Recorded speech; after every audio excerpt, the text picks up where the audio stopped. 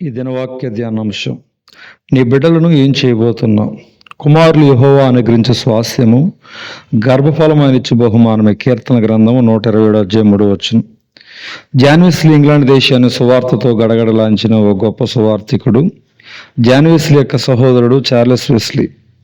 ఇతడు సుమారు 9,000కు పైగా కీర్తనతో దేవుని స్తుతించి అనేక లక్షల ఆత్మలను ఆదరించిన ఓ గొప్ప కీర్తనాకారుడు. వీరిద్దరు ఇంతగా దేవుని చేత వాడబడడానికి గల కారణం వీరి తల్లి చేసిన ప్రార్థనలే. జాన్ వెస్లీ యొక్క తల్లి సుసన్నా వెస్లీ ఓ గొప్ప ప్రార్థనాపరురాలు. సుసన్నా వెస్లీ యొక్క భర్త ఓ బోధకుడు. వీరికి మొత్తం 19 మంది పిల్లలు. కాపరిగా వచ్చే కానుకలు ఏమాత్రం సరిపోయేవి కాదు. కుటుంబ పోషణ బహు కష్టతరముగా ఉండేది. అయినప్పటికీ సుసన్నా వెస్లీ తన బిడ్డలను క్రమశిక్షణతో భక్తితో పెంచేది. ఒకవైపు బిడ్డలకు, మరొక వైపు తనకు తరచుగా అనారోగ్యం వచ్చేది. బోధకుడైనప్పటికీ తన భర్త కుటుంబం పట్ల అంతగా శ్రద్ధ చూపించేవాడు కాదు. ఇవన్నీ కూడా ఆ తల్లి మీద మరింత భారాన్ని తీసుకొచ్చింది. అనేక సార్లు బిడ్డలకు తినడానికి తిండి పెట్టలేని దీనస్థితి. అంతేకాదు, భర్త చేసిన అప్పులను బట్టి జైలు పాలయ్యాడు. భర్త అండదండ లేకుండా అంతమంది బిడ్డలను చూసుకోవటం మరింత కష్టతరంగా మారింది. అదే సమయంలో 2 సార్లు వారు ఉంటున్న ఇళ్ళు అగ్ని ప్రమాదానికి గురై వారు కలిగిన సమస్తము బూడిదైపోయాయి. ఇన్ని సమస్యల మధ్య కూడా ఆ తల్లి తాను దేవునికి ఇచ్చిన మాటను బట్టి ప్రతిరోజు క్రమం తప్పకుండా ఒక్కొక్క బిడ్డ కోసం 1 గంట ప్రార్థన చేసేది.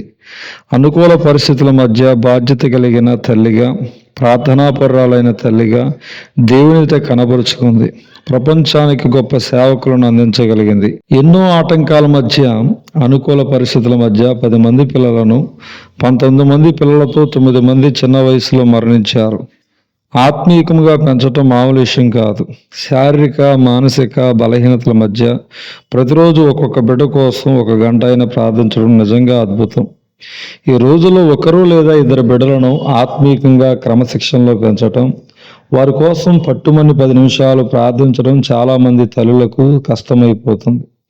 ఆర్థికంగా, శారీరకంగా, మానసికంగా బలంగా ఉన్న నీవు ఎందుకని నీ బిడ్డలకు ఆత్మీయ తల్లిగా, ప్రార్థనాపరురాలుగా మాదిరిగా ఉండలేకపోతున్నావు?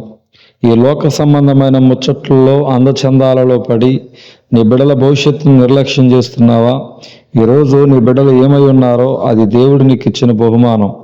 నీ బిడ్డలను ఏ రీతిగా తీర్చిదిద్దుతావో అది నువ్వు దేవునికి ఇచ్చే బహుమానం. మరి నీ బిడ్డలను ఏం చేయబోతున్నావు?